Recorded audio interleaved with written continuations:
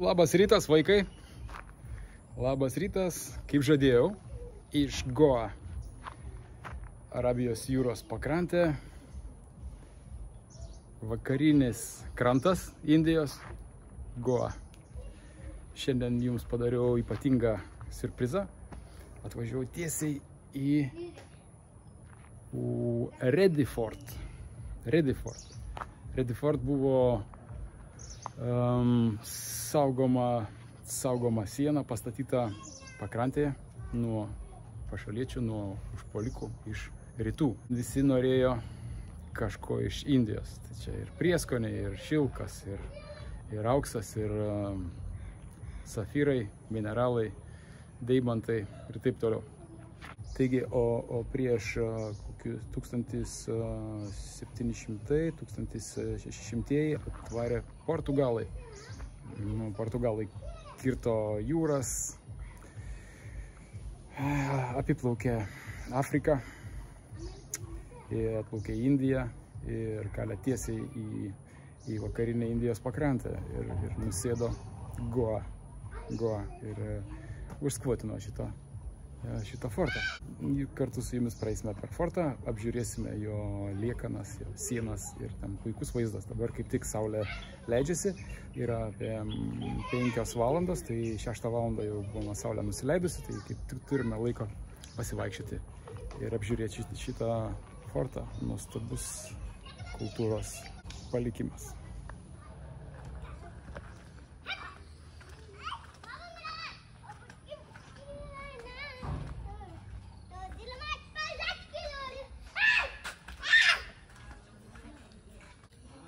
Filmą?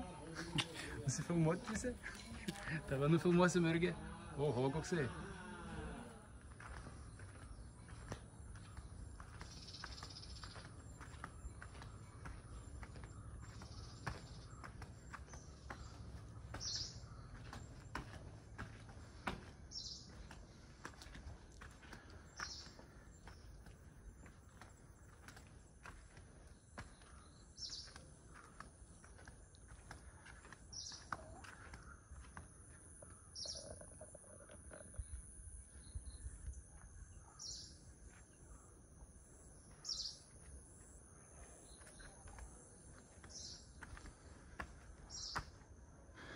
Viskas iškalta iš raudono akmens, nes šito akmens pilna aplinkui, viskas raudonuoja.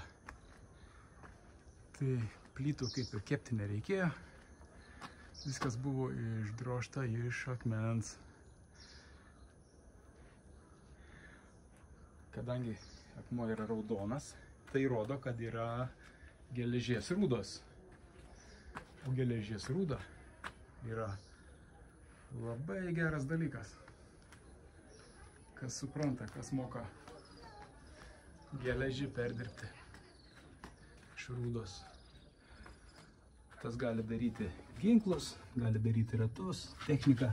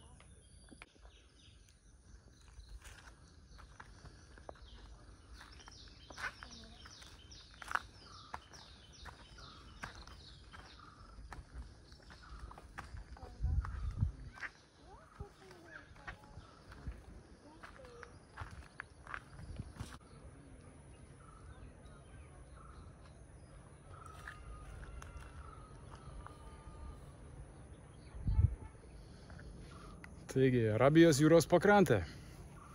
Šitoj pakrantėje vyko daug nuožmių kovų, visi norėjo patekti į Indiją, o indai netaip paprastai pasiduoda. Čia pas juos armija rimta, ant dramblių, visi su lenktais kardais.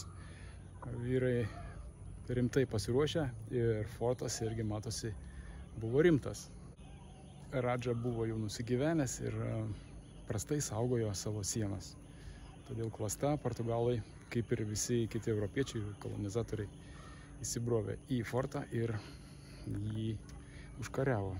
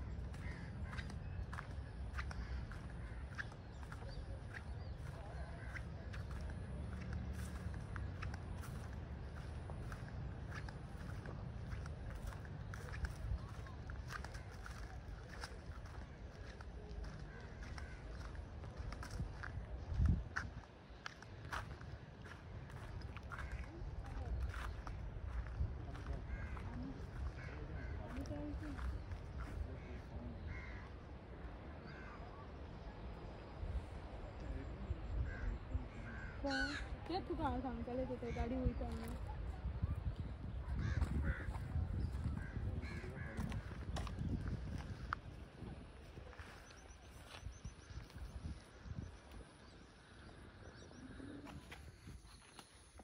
Po to iš Portugalų kažkuriuo metu perėmė viską Britai, Anglai, nes Anglai įsteigė savo rytų prekybinę kompaniją ir pradėjo su samdoma armija, pradėjo valdyti Indiją. Jie valdė visus prekybinius taškus ir visą ekonomiką.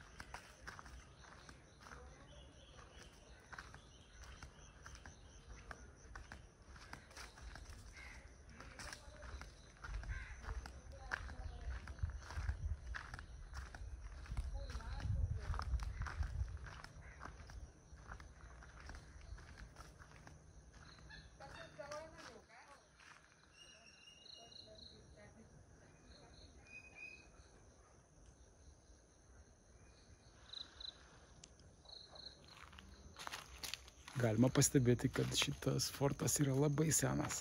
Labai senas. Jūs tik įsivaizduokit, tai yra tokios šaknis apsipinusios. Tai jam ne 10 metų.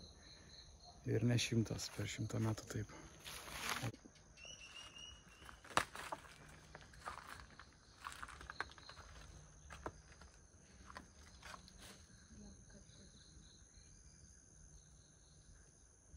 तिकडेच बघूया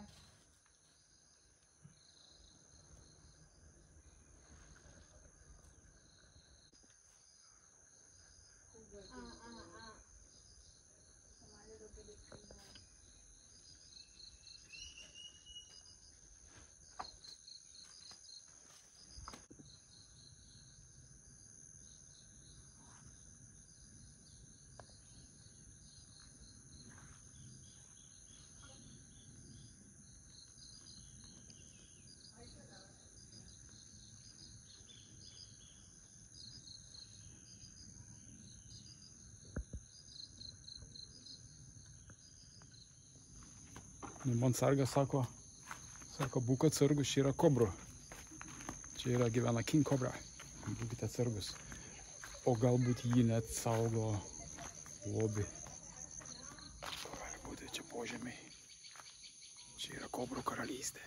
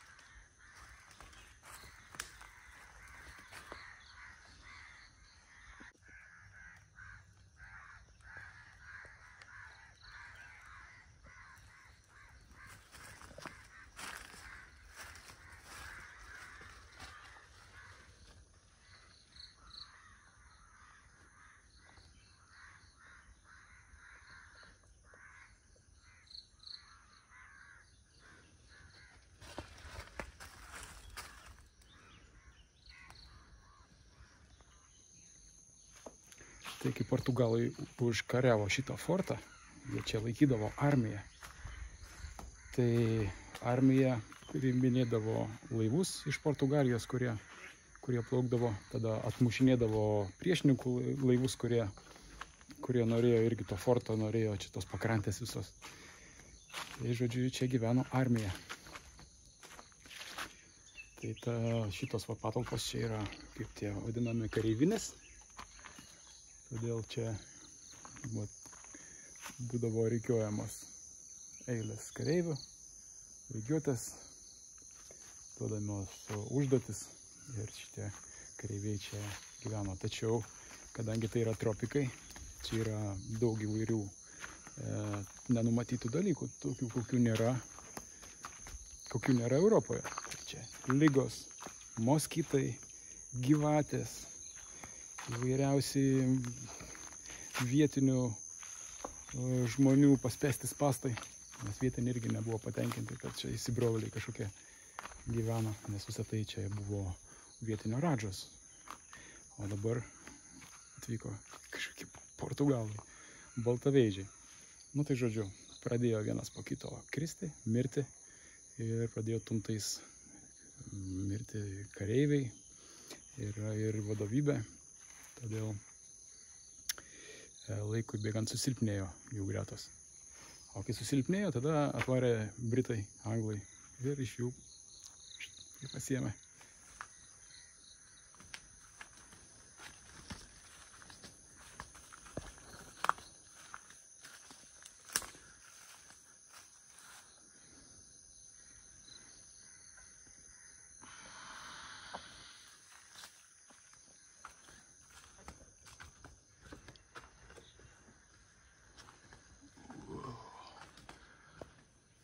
Nu čia geras, tie šaknis kaip susipynė.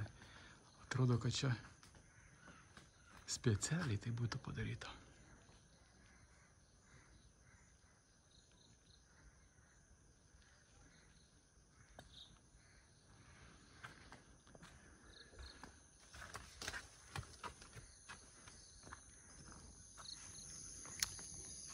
Taigi, kai europiečiai paragavo pirmą kartą prieskonio, jie suprato, kad visą gyvenimą jie valgė prieską maistą.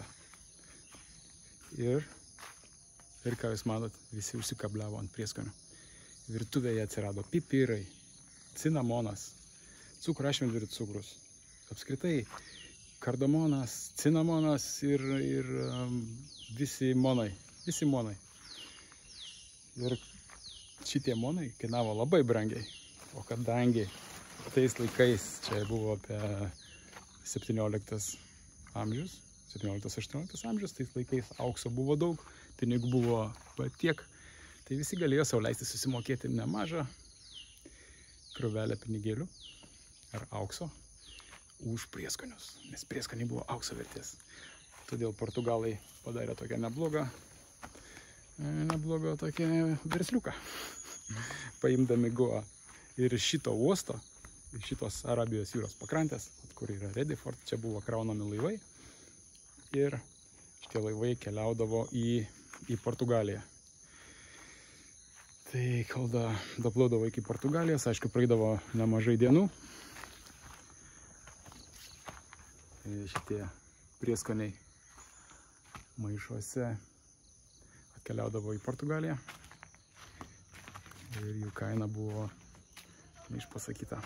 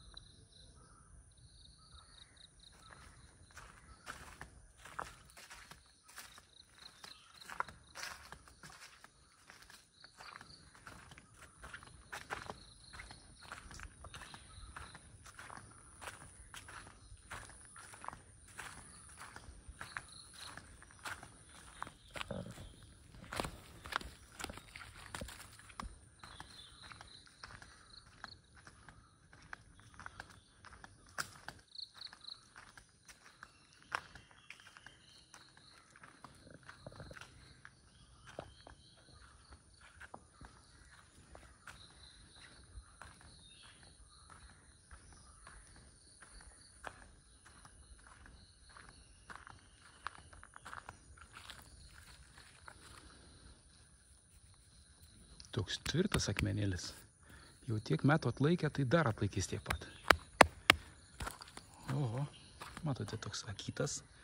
Ir jisai kaip vos ne jūrinis kažkoks tai, kaip vos ne fosilijos čia apsigyvenusios būtų. Tai kadangi tos uolos visos aplinkui yra iš to akmens, tai šitos plytos, šitos akmenys buvo apdrožti, apkapoti, kad tiktų statyboms. Ir prašau, puikiausias materialas statyti sienas.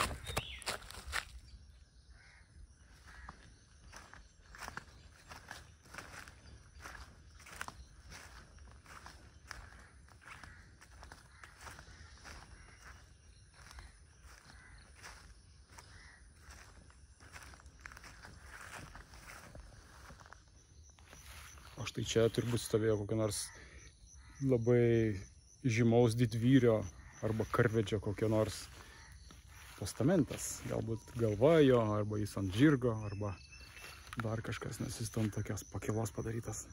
Na, kadangi dabar jo nėra, turbūt yra kur nors kitur jisai ilsisi, kokia privačioj kolekcijai.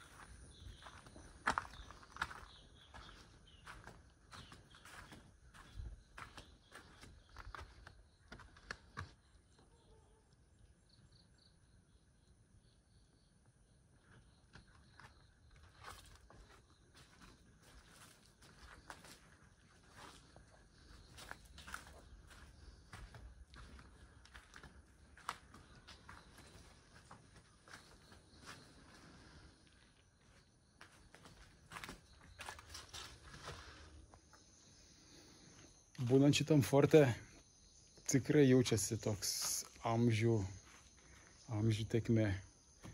Portugalom teko nemažai išgyventi čia.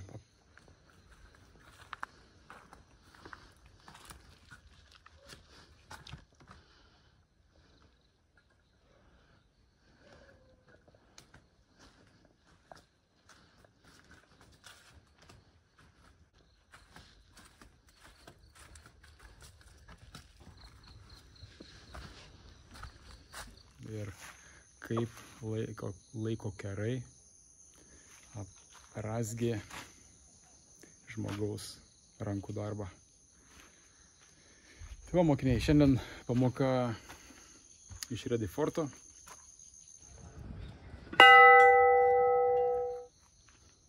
Taigi sugalvojau klausimėlį, tokį įdomų, tiem, kam įdomu keliauti, tiem, kam įdomu geografija, kam įdomios mano pamokos, sugalvojau vieną klausimėlį. Kokias jūras Vasco da Gama turėjo perplaukti, kad pasiektų Indiją? Kokias jūras portugalų keliautojas Vasco da Gama turėjo perplaukti, kad pasiektų Indiją?